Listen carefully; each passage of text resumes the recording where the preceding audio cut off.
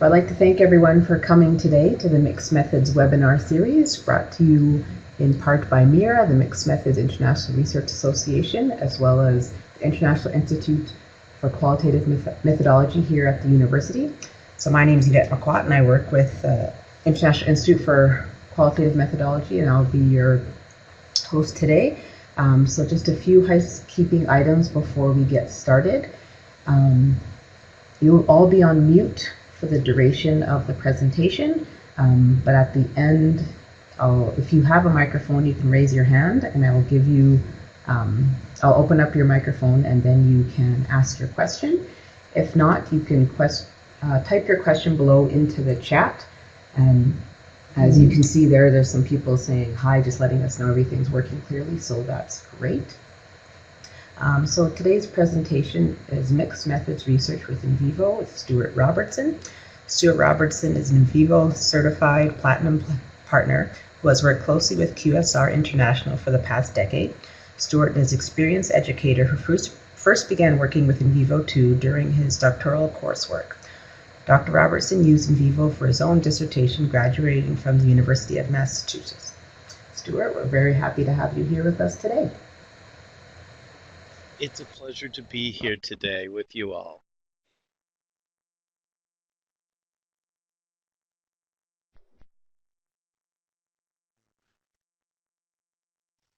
Now I know I had sent some slides. There we go, perfect. So you should be good to go. Thank you. Again, welcome everyone. Thank you for taking some time to join me today. So we'll take a look at mixed methods research with NVivo 12. As you've heard in the introduction, I have been using NVivo for quite some time. So if I have wisdom, it's wisdom born of pain, because I've learned how to do these things the hard way. But I'm here today to hopefully help you take some shortcuts in getting up and running. For those of you who might not be familiar with NVivo, it is software designed to help you work with unstructured non-numeric data, which is, of course, often a piece of the mixed methods research. It saves you time so that you can quickly organize and retrieve your data, look for connections that sometimes may not be visible on the surface, and of course be able to ultimately back up your findings with evidence. There are a number of different products. Today I'll be using NVivo 12 Plus for the demonstration purposes, but there are two versions, Pro and Plus, for the Windows area. There is a native Mac version, and there's also an add-on if any of you are working with NVivo for Teams. When you think about the NVivo process, you basically start by gathering whatever information, data that you're looking for. You want to be able to bring that into your NVivo platform and be able to explore and analyze or visualize and share that data. And ultimately, you're looking for some kind of publication in the end, or some sort of presentation that you'll be able to share with audiences. NVivo does work with a large number of data types, from very traditional documents onto PDFs, audio, video, LinkedIn, Twitter, Facebook, surveys, which are often part of mixed methods, coming in through Excel or via SurveyMonkey or Qualtrics. In NVivo 12, in the Windows version, you can now import and export from SPSS files. And in the Mac version, you can export to SPSS. Oftentimes, if there's some statistical pieces that you want to follow up with, and yet make use of some of the unstructured data that you might have, this is definitely an expedient way to be able to do just that. Within NVivo itself, not only can you analyze and organize the data, but you also can create a variety of visualizations that can perhaps add another dimension either to your analysis of the data, pardon me, or your ability to share it out and help others make sense of the data. There are some specific pieces that are very helpful in terms of looking at mixed methods research, from being able to generate charts to being able to generate a crosstabs now within NVivo 12. The matrix coding query, which we'll take a look at, has been part of NVivo for many, many years. Just to contextualize, I tried to select a definition to keep in mind as I was putting the presentation together, and ultimately chose this particular definition here, specifically because it also talks about the fact that that we're looking at data collection, qualitative and quantitative viewpoints, data collection analysis, and it combines the elements of those various pieces for purposes of greater breadth and depth. Today, my goal is to introduce you to share with you working with qualitative and quantitative data in NVivo, exporting query results for quantitative follow-up, exporting a classification sheet, and we'll talk a little bit more about what that is, and also towards the end talking about importing an SPSS file into NVivo. So basically I'll start with working inside of NVivo and some of the features and tools that are already there, and then we'll talk about how you can expand outward from that point.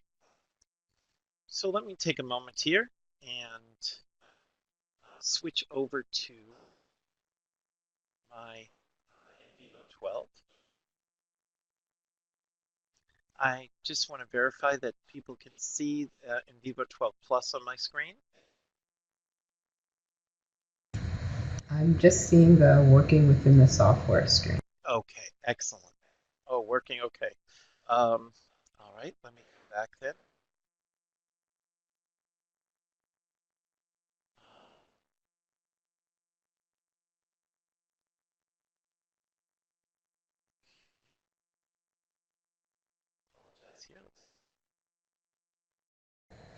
Yes. Oh, perfect. Thank you. All right.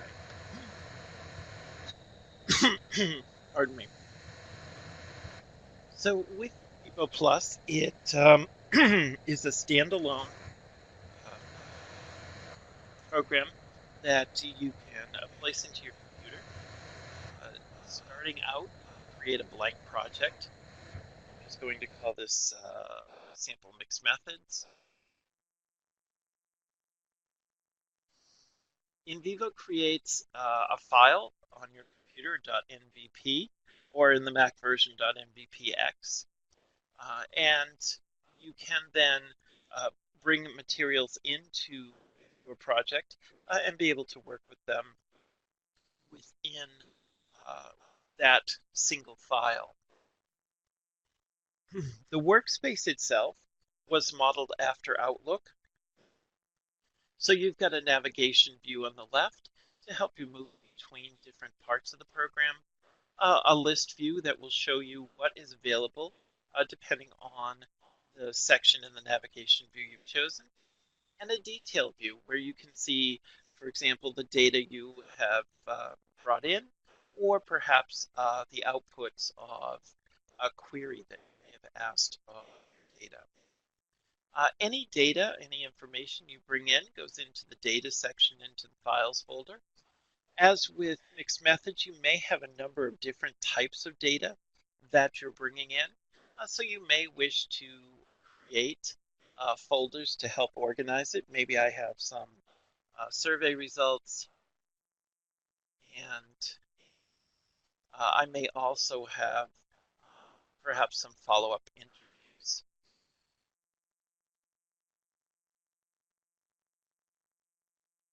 What I'd like to walk through right now is bringing in a survey.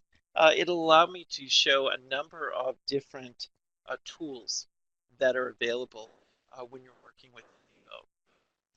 So let me go ahead and enter into my survey folder here.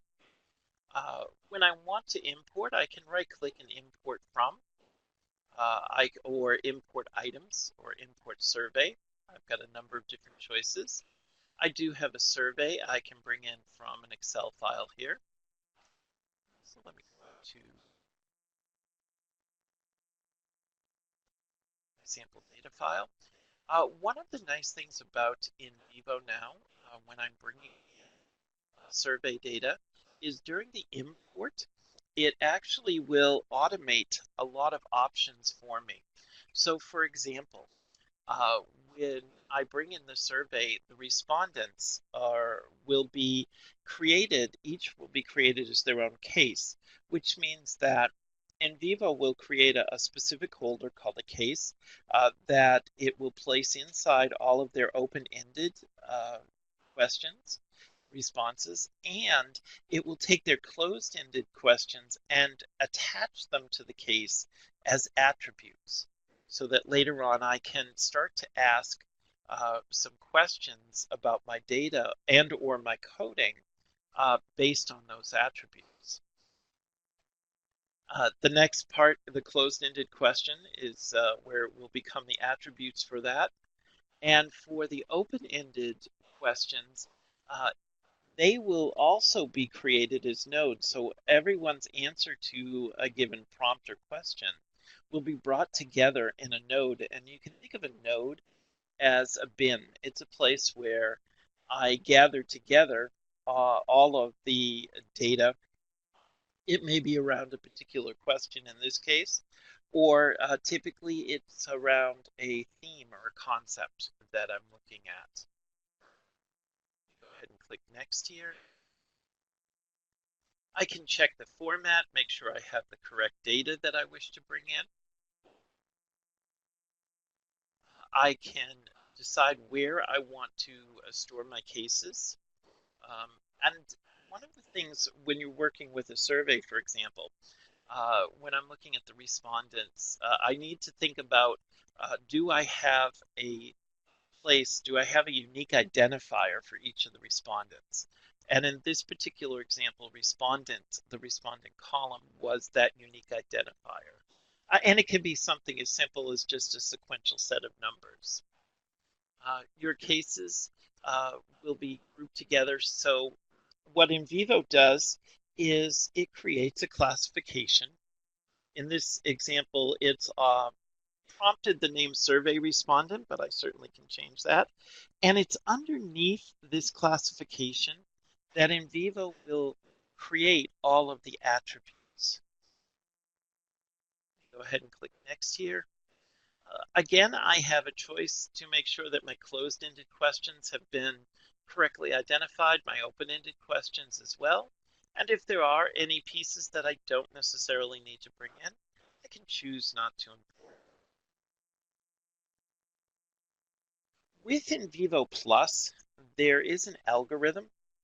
There's actually two. There's one algorithm that will look at auto coding for potential themes, looking at nouns and noun phrases. There's another algorithm that will auto code for possible sentiment.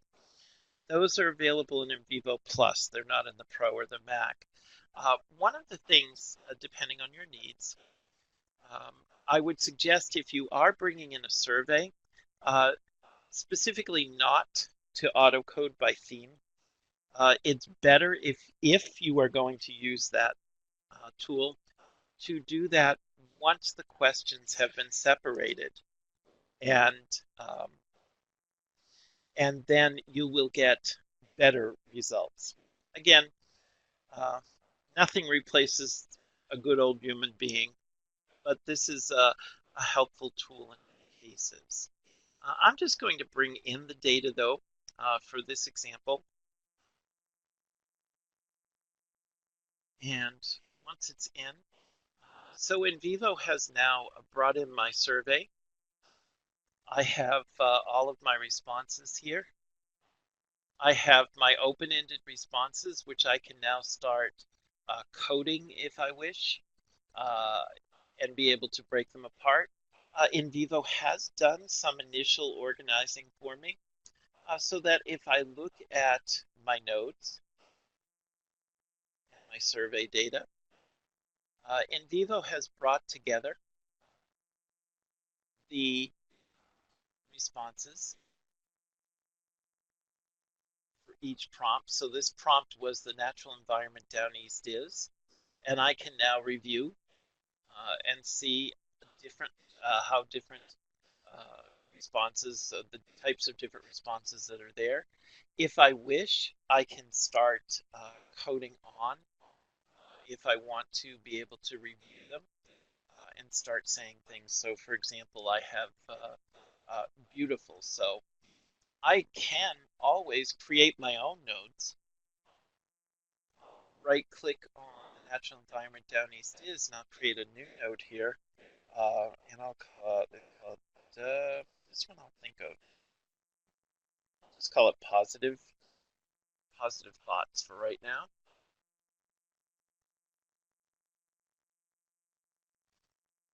And with NVivo, I always have the ability to play an active role in my coding if I wish.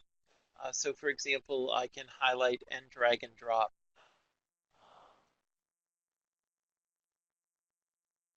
information into that node if I wish.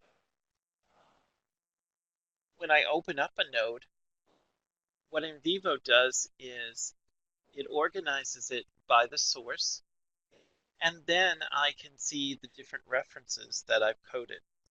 If I have different types of sources, I would have perhaps some of the survey responses, some interview responses here, and I would be able to go through and review how this particular concept manifested itself across different data sources. What can also be helpful, if I come back to my natural environment node here, I also have tools that can help me try to make sense of what's going on within the data. For example, I may want to do a quick word cloud to get a sense of what words are being used within that particular structure. And I can go and look at a summary so I can see counts for some of these words. You'll notice words like a, and the are not there. NVivo does have a stop words list. I can add words to the stop words list if I wish, or I can remove them from the stop words list depending on what my needs are. And I might notice that there are certain words, for example, fragile is here. And I might want to run a text search query to see where that word is being used. And I can look at the different references that I have. And when I run a text search query, I also have a visual called a word tree. Right now it's a kind of small one. Let me see if I pull in a different word here. Query on a different word here to stemmed words. And I can start to see the different lead-ins and outputs from that particular word. This is extremely helpful when you're dealing with a large amount of text-based data as I'm working with this. These are, of course, just some quick examples about how I can start working with the open-ended responses if I wish to take a look at them. But I also have my cases that were created.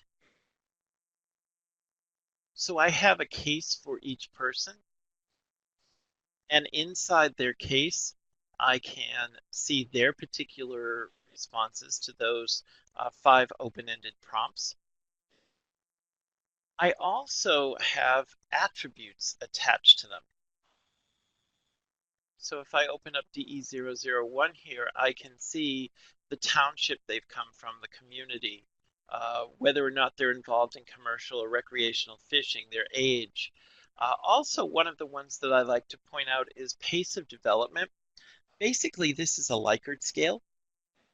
So if I have a Likert scale question that is tied to an open-ended question, in this example, there was a question about what types of development people would like to see.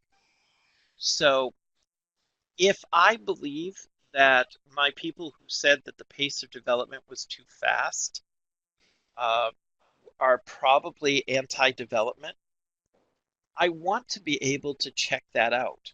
I want to make sure that my data backs that up. And this is where some of the other types of queries can come into play. So for example, if I come up to the Explore tab, and now remember, this just importing the survey set me up to be able to do this. I didn't even need to code anything, but I can go to the code and query and say, I want to see what is coded at, and I can choose all selected nodes. If I'm looking for the intersection, data coded at multiple nodes, any selected node or code or case, if I wish to have a more inclusive, more of the Boolean or, and any case where. This actually allows me to sort my responses or my coding by attribute. So I could say I want to see everything coded at, looking at the types of development I would like to see. A little bit. I'll choose that. And I'll add another criteria here, but I only want to see it for any case where, I can say the pace of development, scroll down just a little bit here, equals value. I do have a number of different options there, so that if I am using or say integer based, I have greater than, less than, equal to. In this case, the Likert scale was done with a text-based answer, so I'm going to say too fast. And I'll go ahead and run the query. And now I can see from my survey, I've got 47 respondents who said that the pace of development was too fast, and they took time to answer the open-ended response, what type of development would I like to see? And as I begin to look at this, I can see that if my initial thought was that they were anti-development, I was very much off in that. They're not anti-development, but they are very specific about the types of development they would like to see. So already, just by bringing this data into NVivo, I've begun to sort it out and have begun to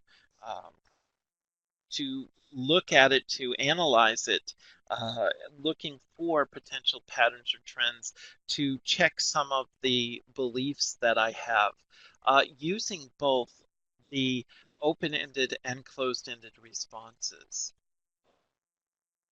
If I then followed up with a survey for some of these respondents, I can add their survey responses to their cases within NVivo, so that I can then use those same set of attributes to help me look at a variety of types of data. To be able to show a little bit more, I'm actually going to close this particular piece, and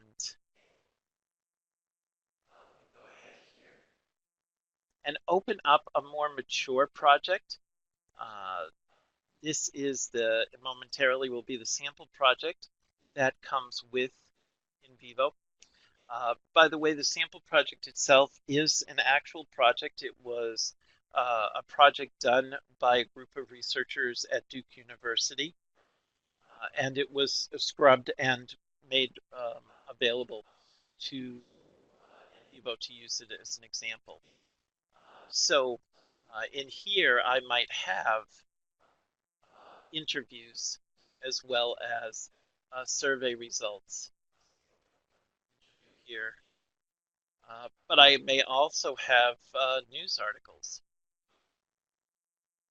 So I can bring in PDFs for those of you who might be doing a literature review. Having that ability to be able to do that, to be able to look at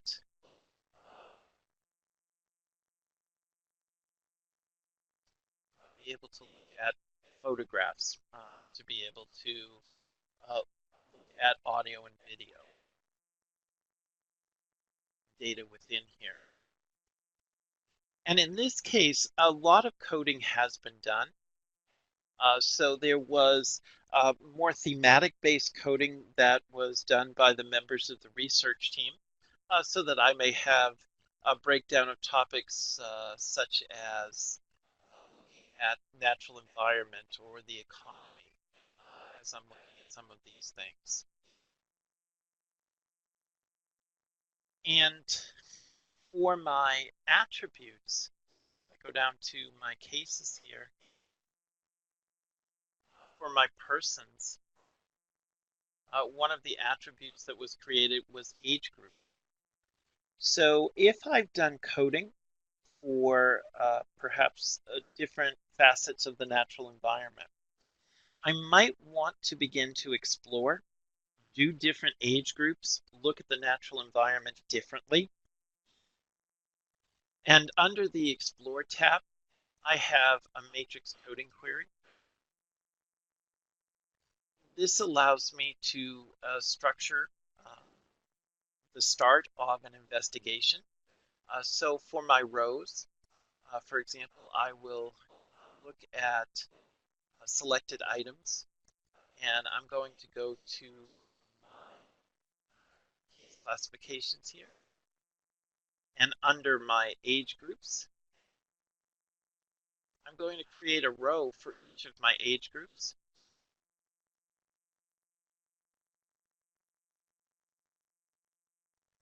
And in the columns, I'll place the topics that I'd like to look across.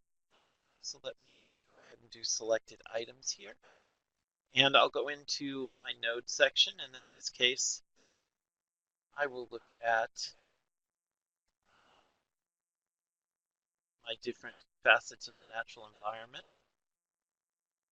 And what's nice about this is when I run this query, initially what NVivo shows me is the number of responses from each age group at each of these particular topics. If I'm more of a visual person, I can actually add a little bit of shading to help me begin to more quickly identify peaks and valleys within the data. I can start to look to see if there are patterns. Do certain age groups seem to focus on certain subjects? Are some more eclectic in what they've talked about? One of the things for me that was really important was the fact that although I've got a quick view, say my 40 to 49-year-olds are, I have 7 references about landscape. From a qualitative perspective, I can double click on that cell and be able to see the data behind the number. And for me, that was extremely important because I was coming at it from more of a qualitative focus in my initial work. But this way, I think it helps allow me to have that balance, to not leave my data behind. And from here, if I'd like to go in and see it in its full context, there's always a link back to the original source. so that I can see it again in its full context. And when here, I can turn on something called coding stripes. So maybe I want to see coding for selected items, and maybe visually, I'd like to see where other topics in the natural environment talked about in this particular interview. And being able to turn on those coding stripes, I can start to see that there certainly were other pieces talked about, and there are points where some of these topics begin to overlap with each other. So you're able to start to get some insights that within the regular context that you can't always do when you've broken it all apart. When I do create a matrix, though, I also get a chart. So again, if I'm more of a visual person, I do have the ability to have that visual representation. I must admit, I'm a two-dimensional person. I've accepted the fact that I'm never going to solve a Rubik's Cube, even with instructions. So I'll usually go back to more of a two-dimensional version here. The nice part being that I can export this chart and be able to use it in a presentation, PNG, JPEG, bitmap, etc. Being able to do just that. I can also export the matrix itself. So if I right click and I want to export the matrix, I can export it into Excel, or in NVivo 12 now I can export it to SPSS if I then want to bring it into SPSS and, as appropriate, do any statistical follow-up on the information that's there. In this version of the matrix, I'm focusing on the number of references, but I do have other ways in the matrix coding query I can look at this. So for example, one of them is row percentage. In this case, if I'd like to see out of all the data coded at a specific row, what percentage is represented by each of the cells in that row. So for example, with my 30 to 39-year-olds here, although they did talk about water quality and landscape, overwhelmingly, out of all of that data coded to both of those, 96% of what was coded is coded to water quality. So I can start to see that even if people have talked about a number of different topics, within what they've talked about, what those groups have talked about, are there topics that seem to have garnered more focus than others. One thing I do like to say is that sometimes there is a concern, are we quantifying qualitative data? I mean, yes, we are turning certain things into quantities here. That being said, as long as you're not trying to tell me that, let's see, that a 40 to 49-year-old is 4 times more likely to talk about water quality than ecosystem services, I'm going to be okay with that. If you try to tell me that, then I start to worry. But this is a great way for me to try to begin to look at the coding that I've done and being able to see if there are patterns or trends in what is there. One thing that I do want to share with you is there is a new query added this year. Was the crosstabs query. It was added in NVivo 12. And the crosstabs query is specifically designed to look at codes against either attributes or cases. So for example, if I want to look specifically to get a sense of how many people, not how many references, not what percentage of coding or things, but if I want to get a breakdown of people who have, from certain groups that have talked about a specific topic of interest. This is an easier way for me to be able to do that, a little bit more efficient. So for example, for my attributes here, I will look at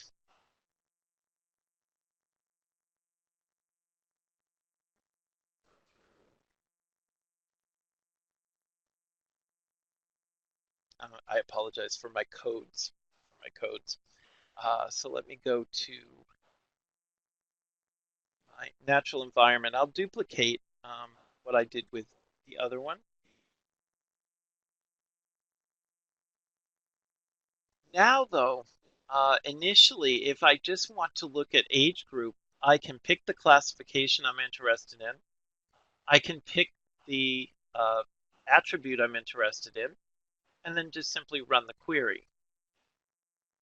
Let me add a little bit of shading here.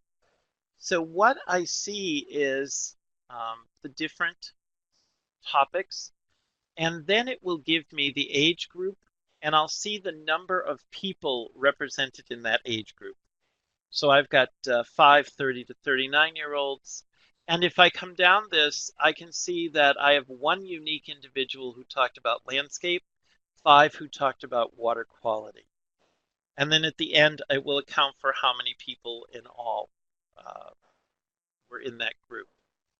This gives me a little bit more of a numeric or quantitative count, which was the point that in the matrix coding query, I never really knew how many I had in all. This makes it very clear how many different people that I have, and I can start to take a look at, again, looking at a chart formation. And again, I am not separated from my data. If I double click on a cell, I can take a look at the data coded in that particular cell. One of the helpful things, though, with the crosstabs, it makes it a little bit easier than the matrix coding, if I wish to add a second attribute. So perhaps I'd like to take each of my age groups and I'd like to break them up by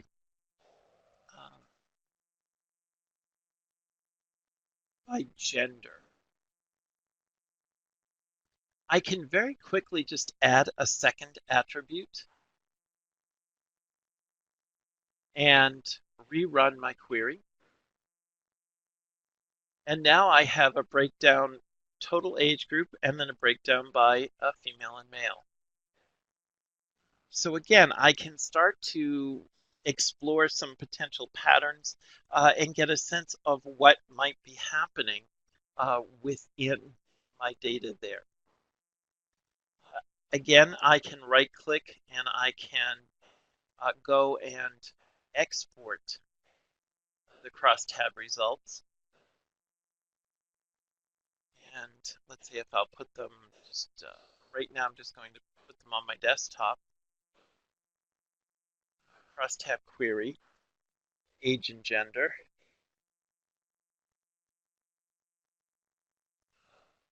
By natural environment.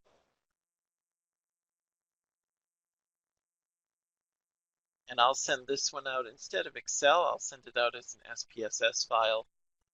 And in a few moments, I'll go out and just demonstrate very quickly opening that up via SPSS. The reason I want to stay in NVivo for a couple of more minutes, I would like to be able to show you some of the visualizations, some of the charting options that I have in here. Under the Explore, for example, I can quickly, if I want to compare two of my project items, Maybe, for example, I suspect the coding I've done for agriculture and the coding that was done for um, fishing or aquaculture, to me, people would have talked about both of those because they're both about foodstuffs. And I may want to see if that's my bias that's coming in. And to do that, I'll simply compare two nodes here. And under economy, I'll compare agriculture or fishing or aquaculture. And initially, it's quite large because it includes everything. It includes everything. If I just want to focus on the sources, the files that I've coded here, I can quickly get a visual here. I can see that, yes, there were a few that did talk about both, uh, but there were people that talked about one without the other. And there were far more people who talked about fishing or aquaculture by itself. And that sort of calls into question the way that I was thinking about that particular comparison, those two particular themes, and might hopefully cause me to start to rethink what are some other possibilities of what's happening in here. Again, the comparison diagram, very quick, very easy, limited to two items though. Sometimes if I want to be able to look at it a little bit more, for example, there were 4 aspects of the economy. I might want to use something called a project map. And I'll do thoughts on the economy.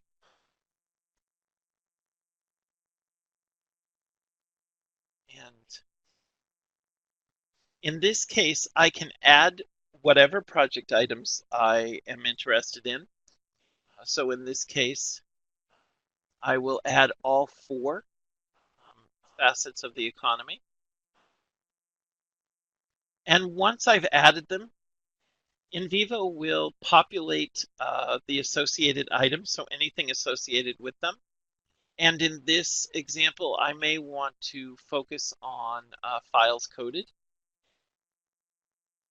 And in particular, I'll look at my interviews.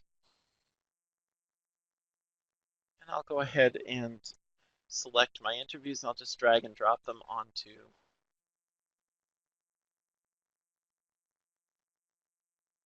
there we go. Drag and drop them onto my map. I can begin to arrange and rearrange to get a sense of what might be happening within my data here. And again, I can fix this up so I can get it to a point where I could quickly send this out of NVivo, be able to use it in a poster presentation if I wish, get a sense of what's happening. But very quickly, just by looking at this, I can quickly see that not all of my topics were treated equally across my various participants.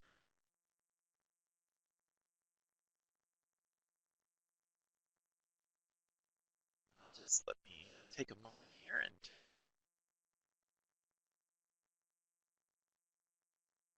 pull some of this down.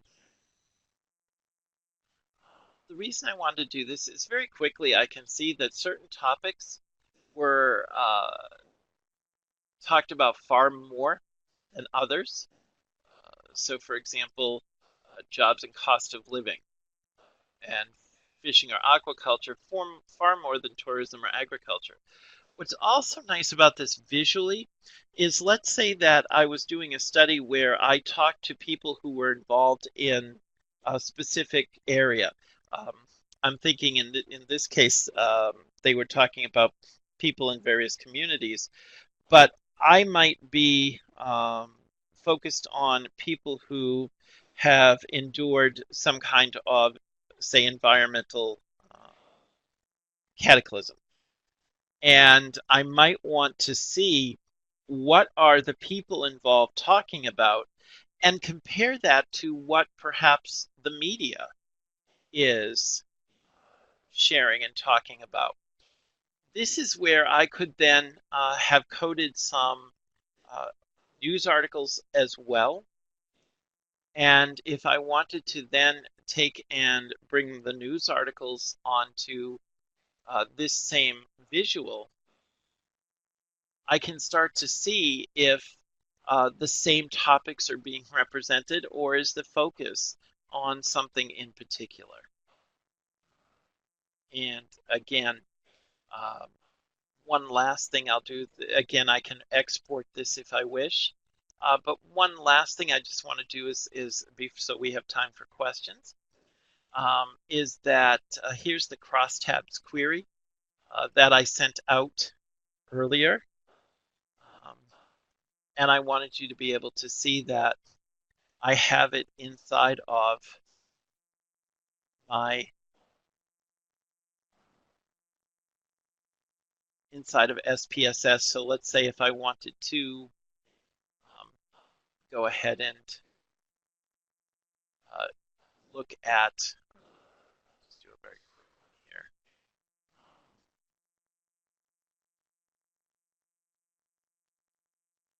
Descriptive statistics.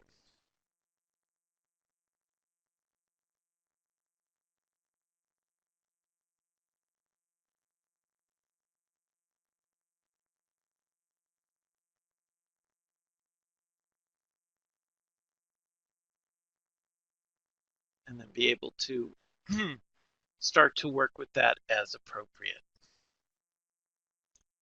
So let me back here for a moment.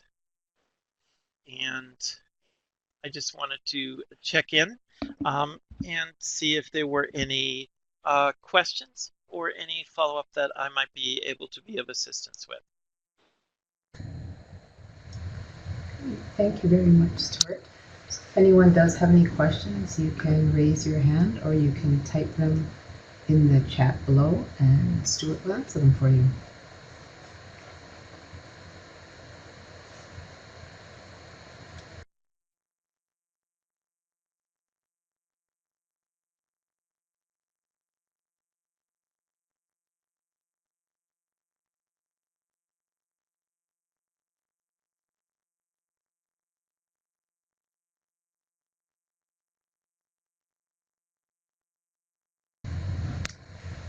So now, will there be a video available after the webinar? Yes, there's sessions being recorded, so it will be up on the IIQM website within a couple weeks.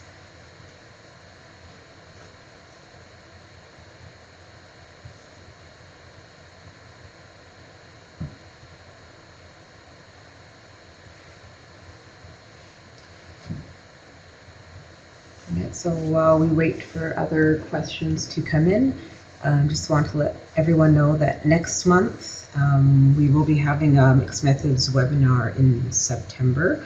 The date should be confirmed shortly, and it will be with Vanessa Sherman, and it will be on instrument development in the context of a mixed methods framework. So check out the IIQM website for that date and registration form, hopefully by the end of the week.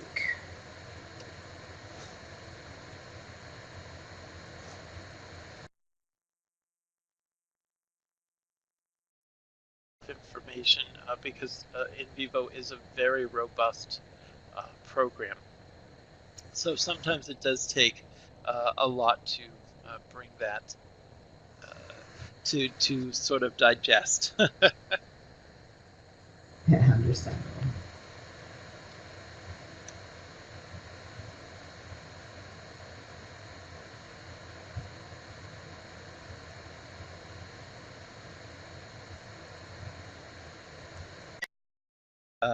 QSR does have a customer success area on their website where there are tutorials to help you get started, getting started guides that are there. The help from within NVivo is very well done, very inclusive. And there's also a users forum on the QSR website where people can ask questions help each other out, make suggestions. So there's a lot of resources that you can take a look at. Thanks, Stuart. So we do have a question from Sue. What strategies would you recommend to facilitate learning in vivo? One of the things I would definitely say is to start focused, to remember that you don't necessarily need to know how to do everything. One of the suggestions I often will make is before you start working with actual data, to perhaps take a sampling of your professional readings and use that to begin the process of learning how to code, um, being able to create nodes, create hierarchical structures, to get some of the mechanics down. And then once you're feeling more comfortable with some of the basics of just manipulating the data, which also, by the way, will set you up either for a good foundation for a literature review, or I work with people who take all their professional readings and have an NVivo project so that if they're interested in a particular area or if they've been asked to peer review an article, they can see what already has been written and then see how that the new pieces fit in. That being said, if you have the luxury of time, to perhaps take some data from a project you've already completed and start to work with that a little bit. Those will really sort of help get you into the process where you can focus on the mechanics and what you're doing and how you use the software, where you might already be familiar with the topic. That being said, if you're in a crunch time, certainly using the Getting Started guide and simply saying, okay, I'm just going to start by importing. And once I've imported, then I'll think about how do I create nodes. And one of the things about NVivo that's really nice is your methodology dictates how you use the software, not the other way around. So if you're doing an a priori structure, you have the ability to create nodes ahead of time and then go into the coding process.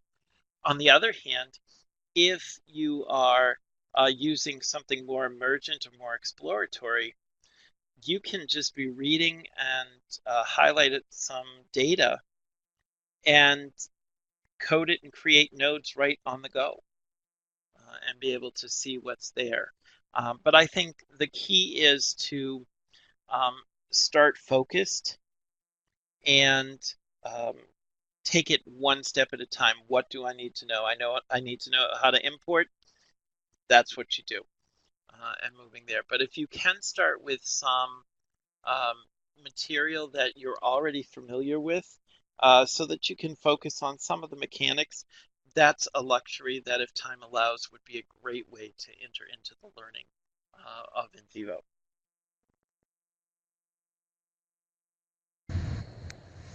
Okay, thank you, Stuart. So we do have a couple minutes left if anyone has a question that they'd like answered before we go.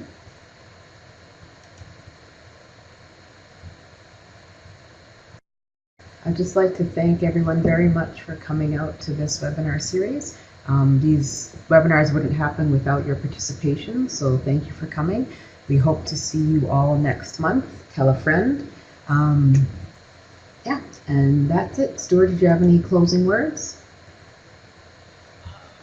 Just that I do hope the session was helpful as people are thinking about this. On the slide deck, I believe I put my contact information, but I can be reached at Stuart, S-T-U-A-R-T, at robertsoneducational.com.